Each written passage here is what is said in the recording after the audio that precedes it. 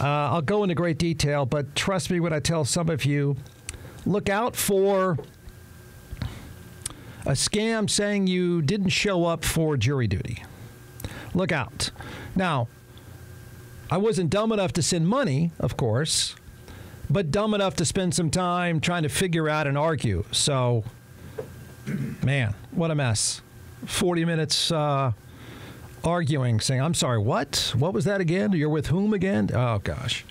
You know what happens on Fridays on this show? It's been happening for, gosh, I don't know. What is it, Brandon? About 35 years? Mm-hmm. Yeah, something like that. 35 years. At least. Yeah. So the way it works is I have a 62-page spreadsheet of data compiled over 30 years from radio executives who have done focus groups on songs, popular songs, and then songs that they've decided we've got to kick out, don't give them much play, they're terrible, the focus group hates them. And so I take that one, and then I send it to Brandon and say, you know what? Let's turn this into a drinking game. And let's call it Songs That Suck. And what you do then is you name the artist, the song title, and the year. Beauty I'd always missed with these eyes before. You do know it lasts about 7 minutes, right?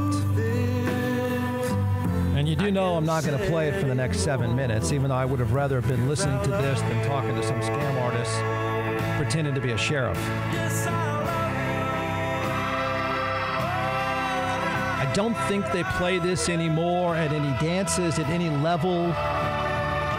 I think those days have come and gone. I'm not sure when the cutoff was that this song was played at the end of the night so you could sway back and forth and suck on each other's neck. Got to be the last song.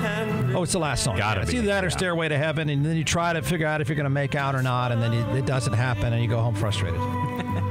But I don't know when this stops. I suspect my kids will never hear this. That's good for them. Some try to tell me. All right, I'm in. Artist. Moody Blues. The Moody Blues. The Moody Blues. Song title, Nights in White Satin. The year, don't know.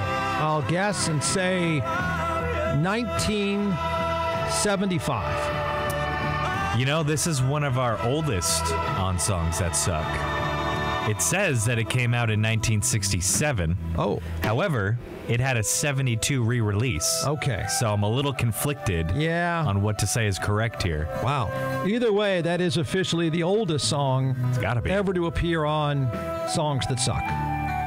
Even Ed doesn't request songs older than that. That's why he's not here. Boy, I tell you what, it had a heck of a run at school dances, though. It made it all the way probably until the early 80s. My memory. All 7.5 minutes. Well, I guess when somebody got sick of playing Stairway to Heaven, or if they played them back-to-back, you could make out for 15 straight minutes, or try really hard. Smart. Try really hard. This is extra nerdy, but follow me here. I have a solution for your Dallas Cowboys. Let me say that again. I have a solution for your Dallas Cowboys. It's dramatic. I don't believe it would happen, but give it a chance. It's going to hurt a great deal, and it's going to come with a fair amount of collateral damage. Ready? The Cowboys need to trade CeeDee Lamb, and they need to hurry up. What? Jeff, you're crazy. They should have arrested you in the fake scam. No. Dallas can't do it. They won't do it. You won't let them do it. He won't do it. But here's the setup. Here's why I say this. I think you could reinvent your entire franchise. And there's history of a lot of teams doing this, but it's a history of the Dallas Cowboys doing this. Now, it's different. Dallas became, well, they were a signature franchise long before their great run in the mid-90s.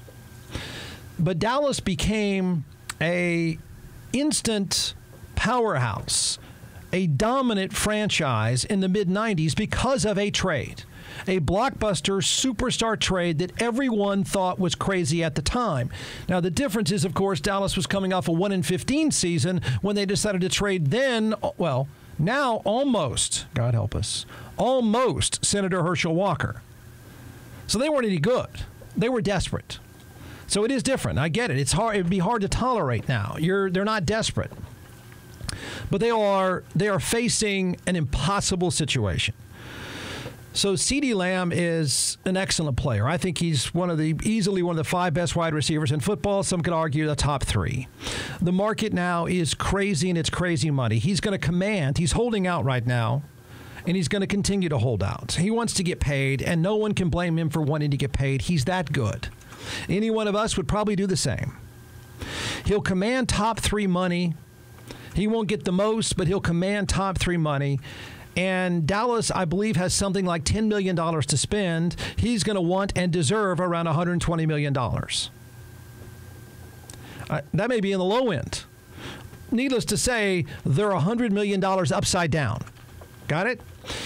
He's at his peak. He's been healthy. He's been incredibly tough. He is reliable. I think he's worth a lot. I think they know he's worth a lot. I think everybody in the NFL knows he's worth a lot.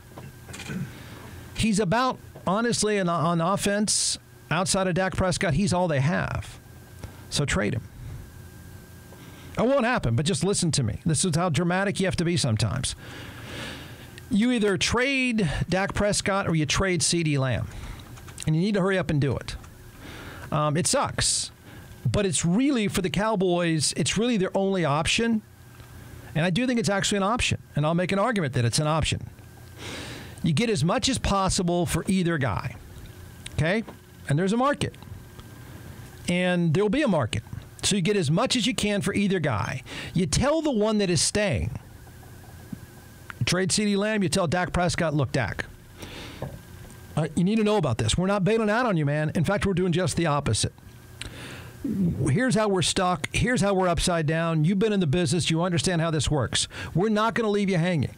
In fact, we're going to use this trade to get you some help. And I think it's an honest assessment. So either guy, you want to trade Dak Prescott, go trade Dak Prescott. You want to trade CeeDee Lamb, trade CeeDee Lamb. But the other one, you got to tell, I'm going to get you some help. I don't think Dallas will do this. I don't. I don't think any one of you like my idea. I think people are going to think I'm crazy. But now is their only leverage. Now is the time to do it. And this is the only way to hang on to any hope after next season. I know nobody likes to think about the money and stuff, but you have to think about the money.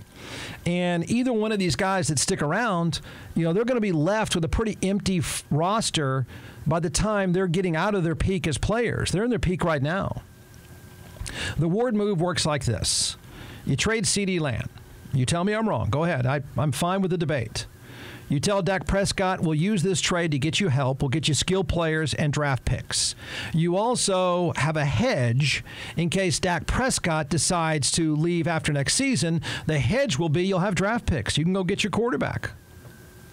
If he says, you know what, guys, I'm done. I lied to you. I'm out. I'm out. You'll have draft capital to get your future quarterback. Yeah, I know. You're sort of starting over, but you're going to end up doing that anyway. So you make sure you get a top 10 pick in this, so you know you get a quarterback. Shedeur Sanders is probably the guy at that point. And you get your quarterback. Your franchise sort of starts over, but you're loaded with a bunch of players. Young players, but you can get loaded with a bunch of players, and it's much cheaper. The other is to trade Dak Prescott, which I think would start an earthquake. But you send him somewhere, or you send CeeDee Lamb somewhere. You can't send them to New York, the Giants, because they're in your division, so you don't do that. My move would likely be someone like Seattle. Dak Prescott's got 5 good years left in him. Somebody would do it.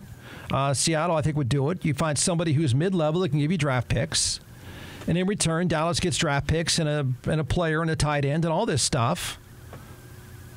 Or if you wanted to trade CeeDee Lamb, you do this. Or you don't trade Dak Prescott because they have a quarterback. Are you ready for this one? Hi, Atlanta Falcons. I got some players for you. You know what we like? We like Michael Penix. You know, the guy that's pissed off, the guy that's standing around, you know, the guy that's not going to play for 4 years. We'll load you up. We will load you up right now. Now, that's a nuclear plan. That's scorched earth. You could trade both of them. You could trade CeeDee Lamb. You trade Dak Prescott and say, how about Michael Penix? So you ramp up for 25 and beyond. The target for this deal, that deal could be Atlanta.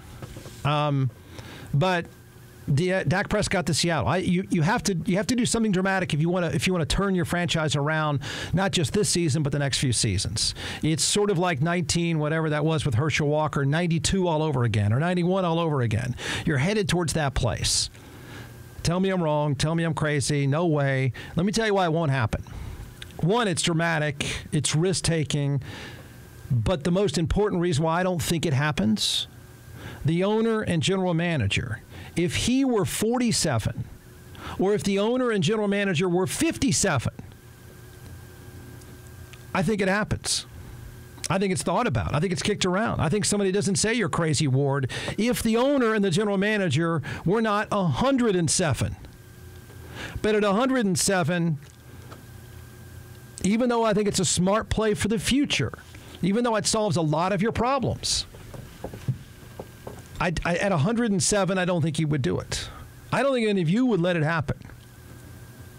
But there's a template. It's not an outrageous hot take. It's not coming out of nowhere. It's just, you know, the more I've thought about this guy's holding out, CeeDee Lamb is holding out. He should hold out. He's not going to want to show up. He needs to get paid now. He is at his best, and they can't pay him. They can't pay both of them. So one of them's got to go, and you get something for him. It's not very often you have such a nice used car, great used car in your driveway. You got a real asset. You got a used car, brand new furniture, and I don't know, keep going. It's not often you can go to Craigslist with this much stuff. Dallas has this much stuff.